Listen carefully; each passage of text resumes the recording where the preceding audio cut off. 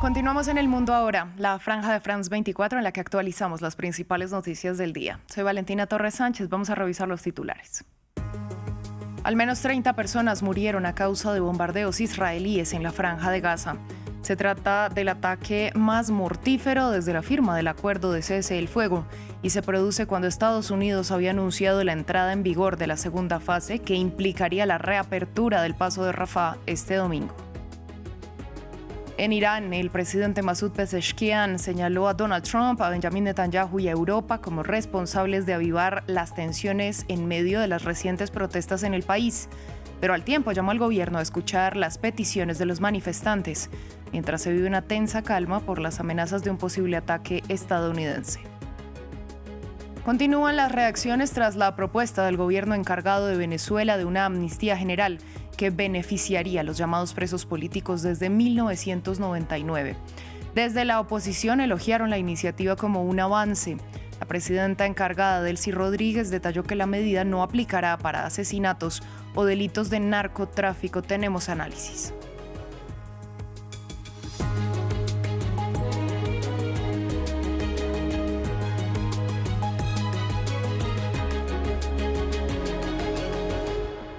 Comenzamos este informativo hablando de Gaza. Son al menos 30 los muertos por ataques israelíes en el enclave palestino.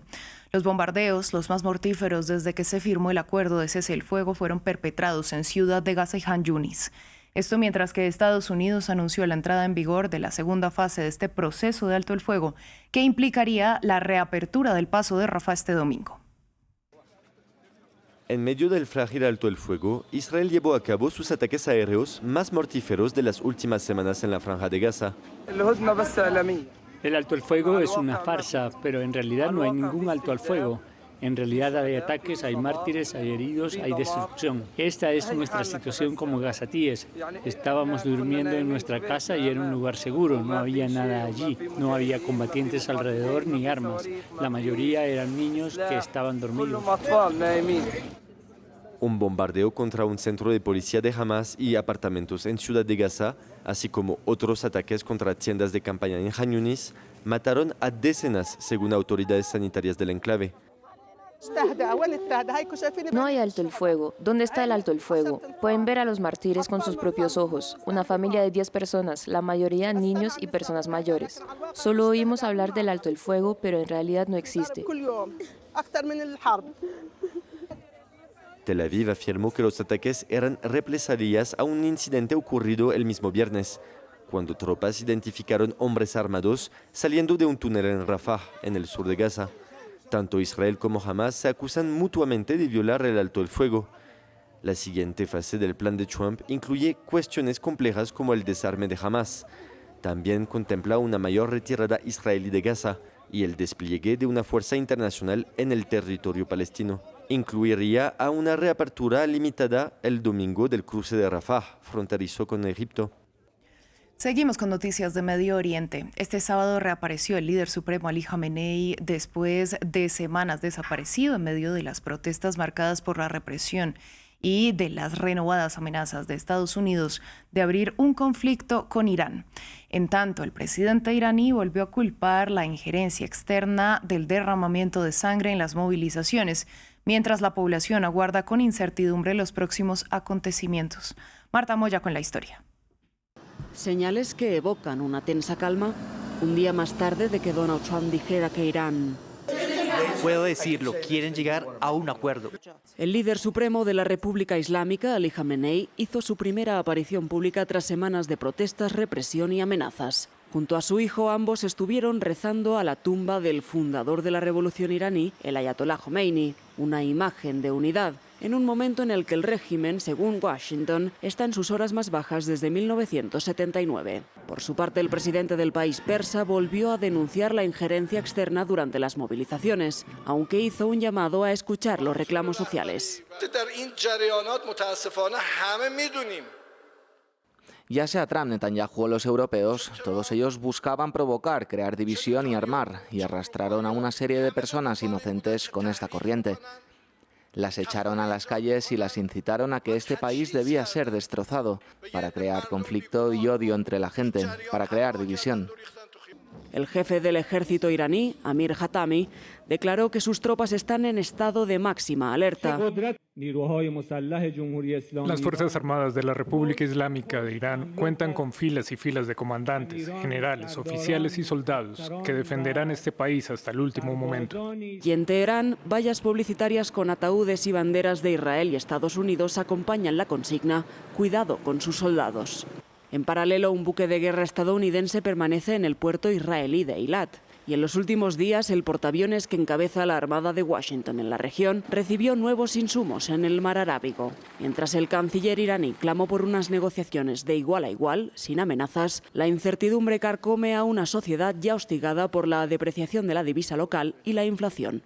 En Pakistán, este sábado, al menos 88 personas perdieron la vida en medio de enfrentamientos entre la policía, el ejército y los separatistas armados de Baluchistán. Al menos 10 de los asesinados son civiles.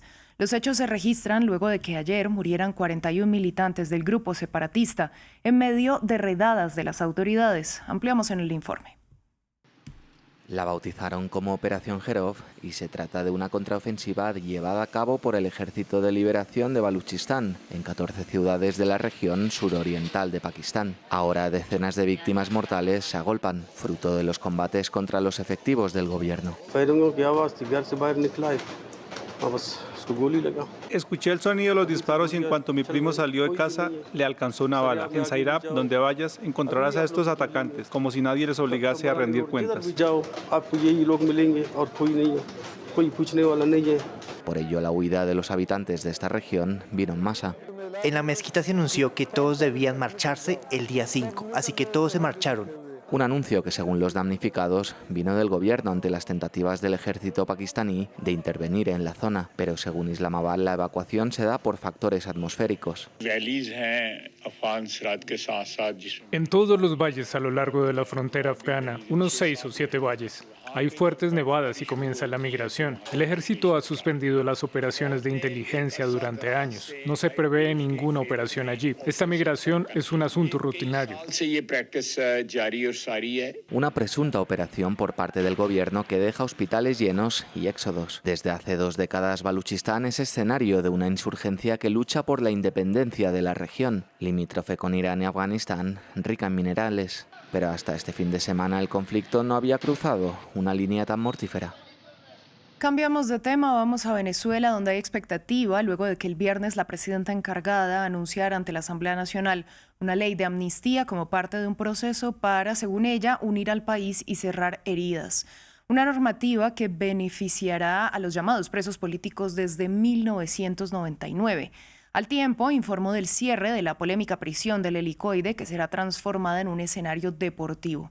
Esto cuando se informó extraoficialmente que llegaría a Caracas la encargada de negocios de Estados Unidos, Laura Dogu, para comenzar el proceso de apertura de la misión diplomática del país en Venezuela.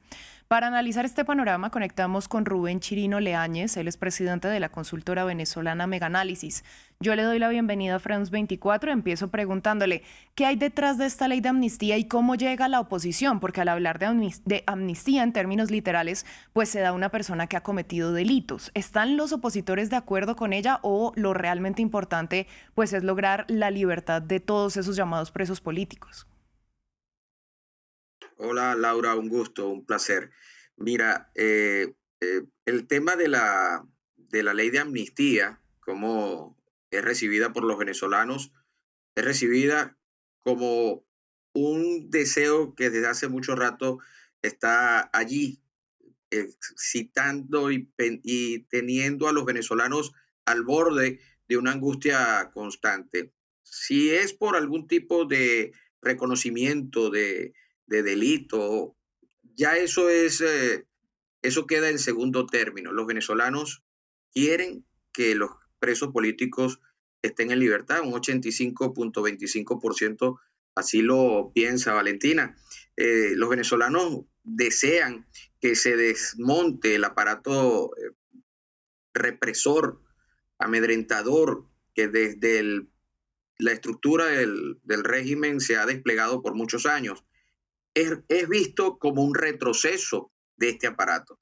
Esta ley de amnistía llega en un momento importante para el país.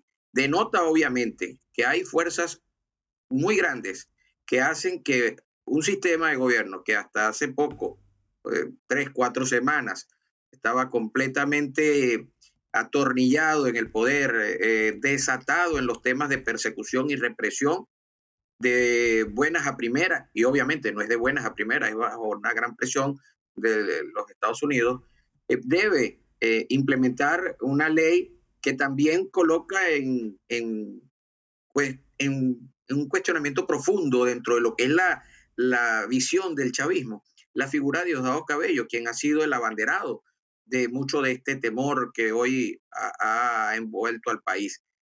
Llega un momento crucial, llega en un momento clave, denota la gran debilidad y fragilidad que tiene el chavismo frente al poder de los Estados Unidos, satisface un deseo importante de los venezolanos, 85.25% de estos desean estas liberaciones, nutre un ambiente de posibilidad de expresión de muchos venezolanos, llena el escenario político de voces que han estado detenidas, llena el escenario militar de militares que han estado detenidos. Es una coyuntura importante. El cierre del helicoide es también algo icónico, fundamental, que hasta hace 2 meses el gobierno chavista lo utilizó de manera sarcástica con los venezolanos como lugar de celebración de la Navidad, lleno de luces, drones, de colores. Hablamos de a mediados de diciembre y ya hoy es anunciado que va a ser cerrado y convertido en algo completamente distinto. Sin lugar a dudas, esto es importantísimo para la sociedad venezolana. Sí.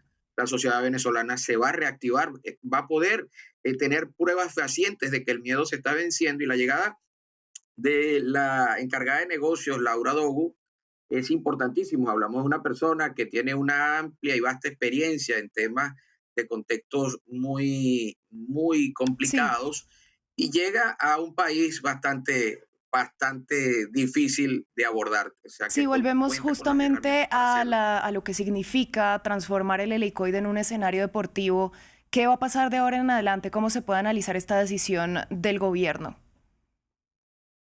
No, sin lugar a duda, Valentina, es un golpe fuerte para el gobierno chavista. Este es un gobierno, y todos los que nos escuchan, que se ha sostenido en el poder sobre la base del terror. Para colocar en contexto un poco, más del 83% de los ciudadanos sienten y perciben entre el 6 y el 11 de enero, que fue nuestro último estudio de opinión, que podían ser detenidos por expresarse públicamente en contra del chavismo. Es un gobierno que persigue, Valentina, a las personas que colocan un estado de WhatsApp adverso al gobierno chavista. Ha detenido personas por quejarse por una mala distribución del gas doméstico y condenadas a 15 años de cárcel por eso.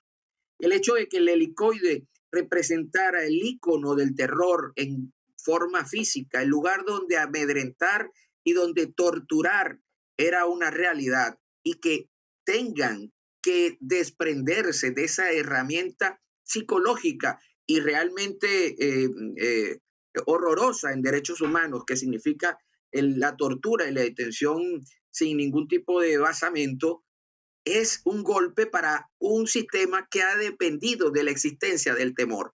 Al desaparecer el temor de la sociedad, al desaparecer el helicoide, al desmontar toda la estructura que persigue y amedrenta, verás nuevamente a los venezolanos, a estos 80% que te menciono, incluso hasta el 90%, exigiendo reclamos por mejor calidad de vida, por cambio de sistema, por elecciones prontas, exigiendo mejoras. Y eso es lo que hasta ahora había evitado el chavismo. Por lo tanto, el cierre del helicoide es un golpe muy, muy importante sumado a los que ha venido recibiendo desde el punto de vista de lo que es icónicamente el terror en el país. Pues, señor Chirino, importantísimo. A usted muchas gracias por su análisis y por compartirlo con nosotros en France 24.